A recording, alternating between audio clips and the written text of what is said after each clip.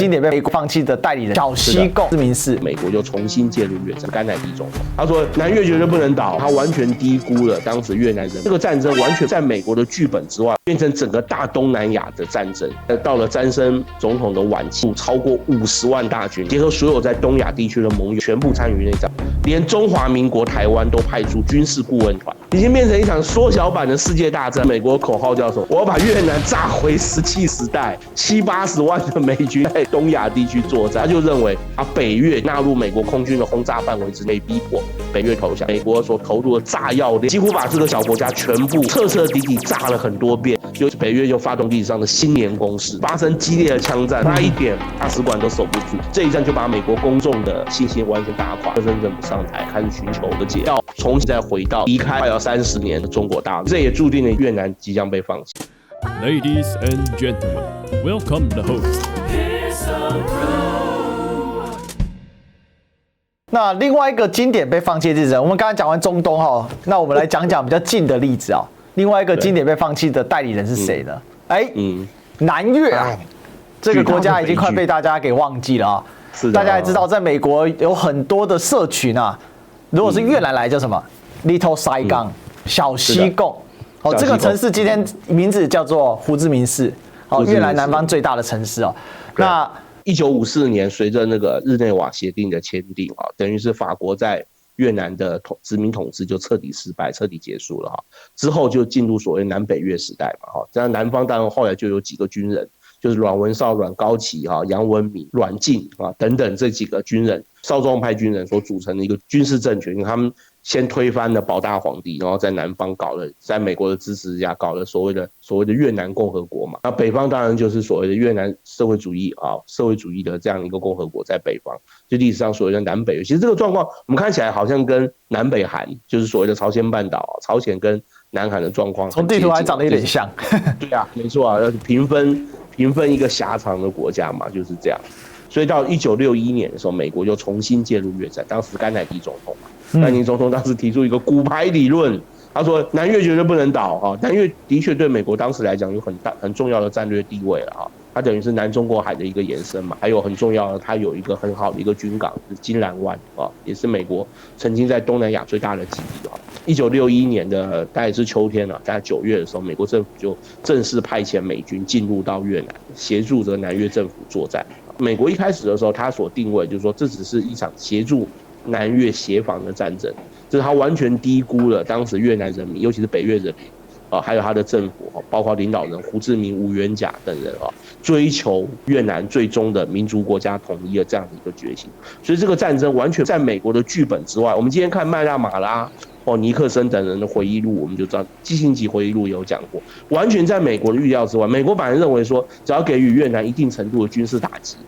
越南就会跟朝鲜一样乖乖的，对不对？就安守在北纬17度线。就类似38度线这样的一个停战线上，完全超乎美国意料之外，而且逐渐向周围延伸嘛，延伸到辽国，延伸到柬埔寨就辽国就大陆说的老挝变成整个大东南亚的战争。那美国的方式就是不断的持续增加投入。后来甘乃迪总统死了之后由他的副手詹森嘛。詹森总统时代是越战扩张的一个最重要的时期。美国到了詹森总统的晚期，美国就已经投入超过50万大军了，各位，很夸张。而且当时美国当时还结合所有我们看麦纳马拉回忆录，结合所有在东亚地区的盟友，全部参与内战。我告诉你，到后来越战就有点像今天的乌克兰战争，变成两大集团之间的战争，等于是一场代理人战争。当时包括韩国派出的青龙旅、白马师、猛虎师2师1旅澳大利亚派出2支特战旅，纽西兰派出2个炮兵营，连中华民国台湾都派出军事顾问团。当时中华民国的军人也加入到南越部队里面帮忙作战。那北方更不用讲了，苏联、中国大陆都支持这个北越之外，当时北越主要的武器是由东德跟捷克在制造。你就知道已经变成一场缩小版的世界大战，我们可以这样讲当时美军57万美军进驻越南作战，另外在亚洲周围地区，包括台湾、南韩、日本、菲律宾、泰国，另外还有22万美军的后勤部队。你可以看这个规模有多大哈，70-80万的美军在东亚地区作战，你就可以知道了吧。这个战争打到1966年、67年哦，后来那个当时的丹森总大陆叫强森吧，就非常希望战争能够赶快结束。在麦纳马拉当国防部长，麦纳马拉回忆录当中，他就认为，如果把北越就17度线以北也纳入美国空军的轰炸范围之内，就可以逼迫北越投降。就是历史上我们知道几次河内大轰炸嘛 ，B-52轰炸机哦，当时美国口号叫什么？叫做Back to the Stone Age， 帮 Vietnam Back to the Stone Age， 我要把越南炸回石器时代。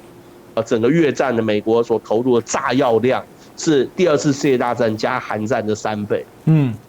几乎把这个小国家全部彻彻底底炸了很多遍这样子啊。可是竟然这场战争最终的结果是吃老兵皮啊！美国1967年的12月，美国政府信誓旦旦向美国人民保证越战要结束了，北越已经被炸垮。就1968年的1月，这个北越就发动历史上的新年攻势嘛，这一仗就是直接打到了这个南越的首都西贡，当时包括美国大使馆、中华民国驻西贡大使馆都受到猛烈的攻击。当时中华民国大使馆的围墙都被北越用炸药爆破，越共游击队攻入中华民国大使馆之内啊，发生激烈的枪战，然后我们的军事代表团阵亡10几人。差一点大使馆都守不住，到这种地步，这一战就把美国公众的信心完全打垮，所以美国就开始后来等到尼克森政府之后，美国就1968年之后，尼克森政府上台，一方面持续轰炸，二方面也开始寻求所谓的和解这个在基辛格的回忆录里面就写得非常详细这基辛格我们可以说是像魔术师般的外交官是蛮了不起的。这个我们现在画面上看到的这个照片，就是当时在华盛顿100万人大游行，瘫痪整个华府美国人，各位有看过《阿甘正传》吗？里面就有这一段当时美国这个号称越南的第2战场就在华盛顿，打到整个美国社会危机重重。这个基辛格跟尼克森最了不起的地方就是他们看到一件事，就是美国深陷入中南半岛的泥沼的原因，是因为美国在整个东亚的大陆上面的它的地缘战略上有的劣势它应该要重新再把眼睛再回到已经离开了差不多快要30年的中国大陆自从1949年之后，美国的势力就从中国大陆可以说完全撤出了但实际上美国重新检视才发现，当时毛泽东所领导的中华人民共和国跟当时的苏联尤其是从那个斯大林死掉赫鲁晓夫之后1960年代之后，这个其实是矛盾重重的，有领土的矛盾，有意识形态的矛盾当时中国大陆是反对赫鲁晓夫修正主义嘛，当时中国大陆的口号是反美帝反苏修，苏联修正主义讲的就是赫鲁晓夫这个后来就上演了非常精彩的一段尿遁嘛，1972年所以你看，不是中国历史上尿遁，美国历史也尿遁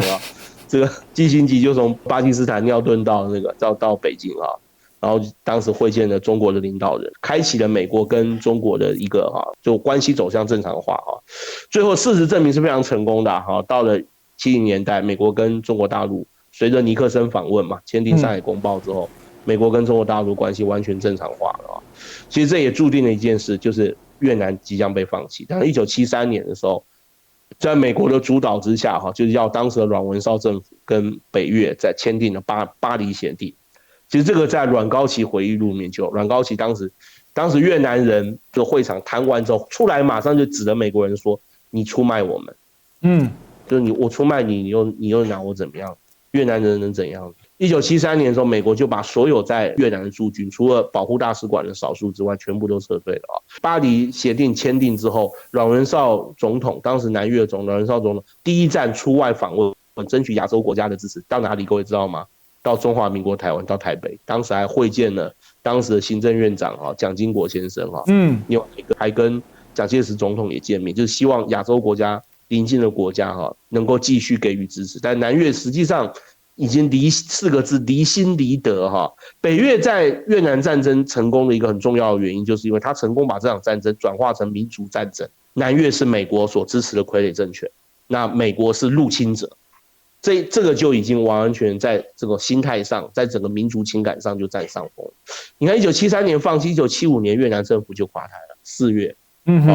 这个越战就结束了。所以就是一个血淋淋的教训，对不对哈？留下许多经典的镜头啊。最著名的叫什么？西贡铁拳，一拳打过去，当场把这个要上飞机的越南人呢给打垮了。哦，一拳打下去了，你再抓着直升机就飞不起来了。当时美国放弃阮文绍的说法，其实跟前面我们讲他在放弃巴勒维的说法，学长其实有异曲同工之妙啊。就说你这政权不行了，那为什么不行呢？对，因为你贪腐啊。